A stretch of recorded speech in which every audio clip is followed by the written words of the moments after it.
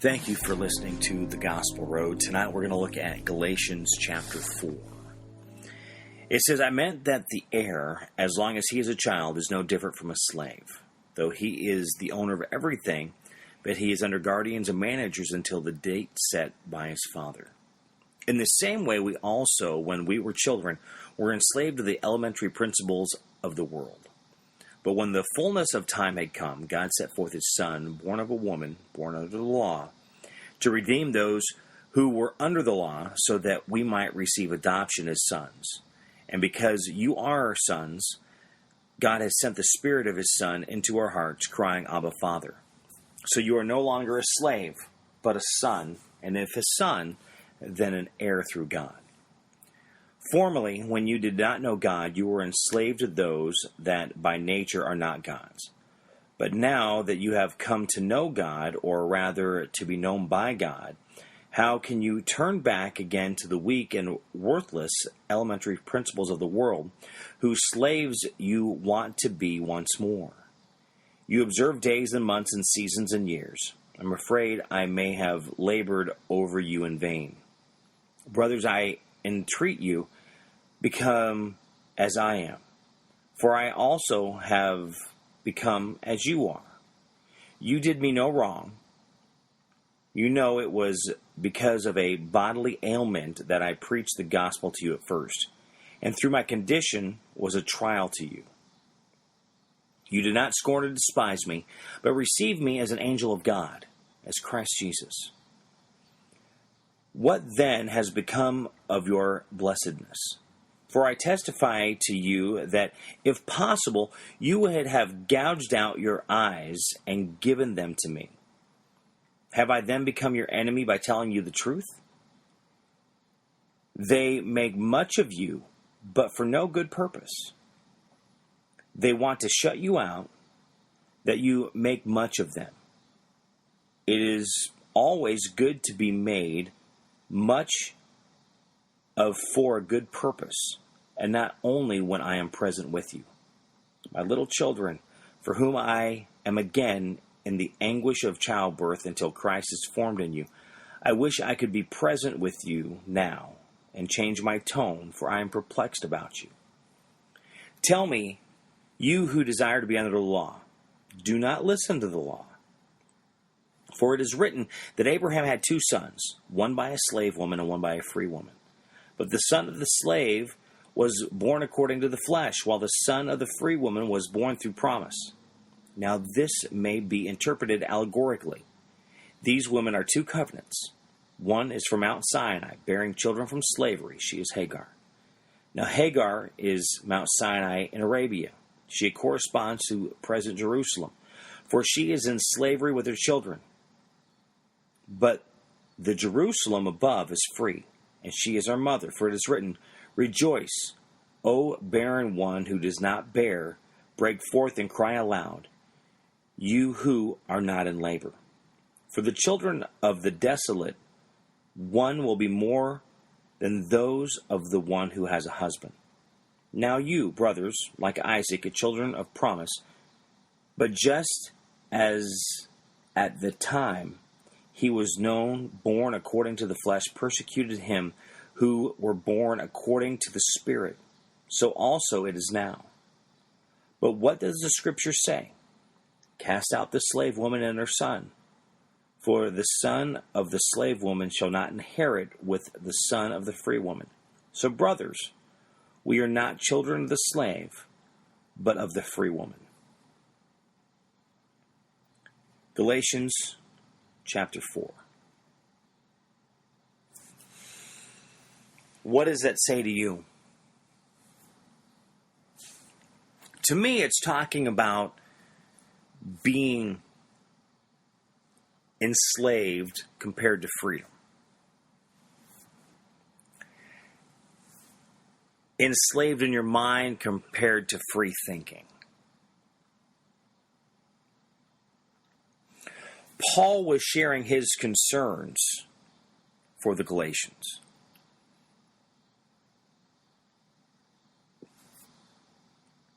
So the concern is, where are you? How are you thinking? I was reading something earlier today. It was, I believe, Mark Twain made the statement. It said something to this effect.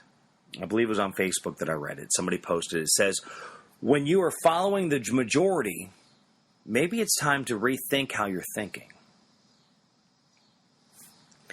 See, so here is where we fall into the slavery piece. Because again, we need to think with our mind. We need to have that freedom of thought to understand what we're reading, to know where we're going, but to know that we were able to get there on our own. I know I've talked about this many a times of how many, for me, that we listen to somebody, we listen to what they say, but we don't research. We don't study what the words that are coming out of their mouth. I would step out to say that we are all guilty of this. I throw myself into that as well. Because I'm just as guilty as anyone else doing that by listening to someone and not researching, not approving what they're saying, just taking their words at face value and say, yep, I agree. Rather than stepping back and going, let me think about this. Let me come up with my own answer. My own hypothesis. It reminds me in the New Testament where Paul is talking to a group of people, and you had Paul and Silas. You had Silas who learned from Paul, and you had these people arguing against each other because they said, well, I learned from Paul, and there's others that are saying, I learned from Silas. So the group under Silas says, we're right. The group under Paul says, we're right, and they won't get along. And Paul says, are you thinking the same way? Do you have the common denominator of Jesus Christ? Do you believe the same way? You might not be getting to the same outcome. You could be getting to the same outcome. Let me rephrase that. But doing it through a different journey, but it's still the same thing. See, again, this is where we are all individuals. I was reading something earlier today. It was in one of the show prep pieces that I was doing through my show this morning, and it was talking about an article in the Washington Post, and they talked to a cultural historian, and that historian was talking about, the story was talking about how Americans are dressing more casual. They're not dressing in the suit and tie. You're saying that you might see a coworker in t-shirt and jeans before you see them in a suit and tie. And the historian said, absolutely. America has become more casual because America has gotten to the mindset that we're individuals. We're not trying to fit into a social class. So if I'm not comfortable in a suit and tie, that's not what I'm going to wear. That same piece, if I'm not comfortable in a suit and tie, that might not be the job I'm looking for. I'm going to look for something different that's going to allow me to be that individual. Because for so many years, it was all about social class and how you look and how you dress and this. I mean, just right down the line. And even today, it still falls into that same idea. But slowly, we're rebelling to that idea. We're rebelling to be more of an individual. We're rebelling to be more of thinking for ourselves. Now, is this a new concept? I don't think so. I think it's a concept that we have had in the past. I think it's a concept that was molded into a social class. And that I think we are going back to when we were in this individual class. So we're breaking that tradition because we're to be our own people. We're to be our own person, which is where we need to be, because we need to think for ourselves. It's not being spoon-fed and believing everything that we say because somebody could be wrong. That's where a lot of these different cults and different ideas come about that could be right, could be wrong. It could get you in trouble if you're not careful. I'll use the word cults because we see that on TV a lot. We see it in the media when they'll do these documentaries on these different cults that have happened over the years. With Jim Jones, they had the mass suicide. With the other, I can't remember what they called, but it was out in Vegas that, again, had the mass suicide because there was that spaceship that was going to come and their souls were going to go with that ship. See, we need to be careful on what we hear. And when we hear it, we need to make sure it's right, because a person can be good at convincing you. A person, we'll use this, a snake oil salesman. That traveling salesman from years ago in the Wild West that we heard about that would go from town to town to sell his goods. And it could talk you into buying anything. So are you listening and falling into that trap, or are you listening and approving, double checking, seeing the facts to make sure what they're saying is correct, to be able to use your mind, the free will, the free mind that God has given us to think? So this goes personally as well as professionally. So you're at work and you're just following through policy and doing exactly what it is that you're supposed to do. But then you get frustrated because you're not advancing in your position. Well, what are you doing that's different, that's causing you to stand out, that's making management say, this is a person we need to look at for that next level up? Now, there's going to be some levels that you could easily coast your way through and slowly make your way up over the years. Takes time.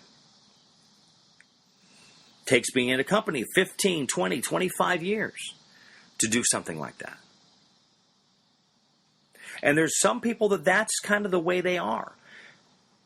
See, again, it's interesting when you read the Bible and it talks about being the free will and people able to make their own decision. And there's going to be certain people that's just what they are. They're not taking that next step. So as a Christian, and you talk about going to heaven, you talk about people that are accepting Christ, the Bible even tells you not everyone's going to do it. That's just the way it is. So we sit here and we create this is the way it's got to be, and this is what you have to do, and we get in disagreements and arguments because you are not listening to me, and that is just not the way we should be. See, we need to think. We need to understand what's happening around. Just like in work, we need to think. We need to know what's going on. What's that next idea? What can we do to say, you know what, I have an idea. If we were to try this, I think this is where to happen. Now, there's going to be those that are not going to step out. There are going to be those that do not have the courage to share their thoughts or ideas with others. They're afraid. Do I fall into that category? Absolutely, I do. It happens. It's happened more often than not. I kind of am where I am under my own making. It's no one else's fault but my own. But the problem is we're going to sit there and blame everyone else rather than taking accountability and looking within ourselves and go, yeah, I just didn't try as hard as what I probably could have or should have. Now, are you going to stay where you are, or are you going to take that step and now trying to? You could be late.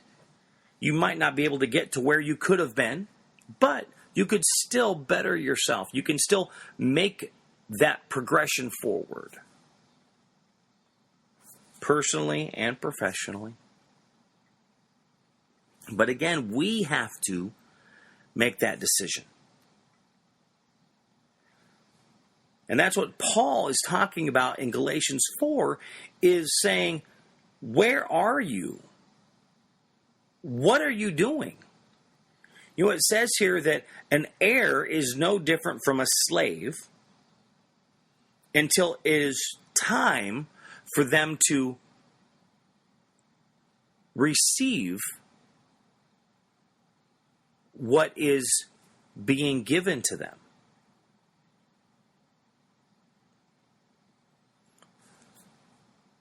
So at some point, we are all on the same line. We've heard it before. Everyone puts their pants on one leg at a time. So where do you fall in that category on putting your pants on? Where do you fall? Are you a follower or are you a leader? Are you a leader who's actually a follower because you just do what it is that you do? And again, there's opportunities for them.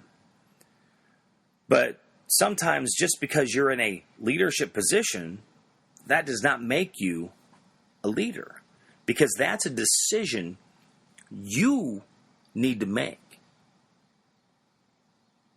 You know, a person could be on the front line of McDonald's, a cashier, taking your order and asking if you want fries with that. That person could be a leader because they could be giving something to every person that they see walking in, putting a smile on their face, giving them a better day.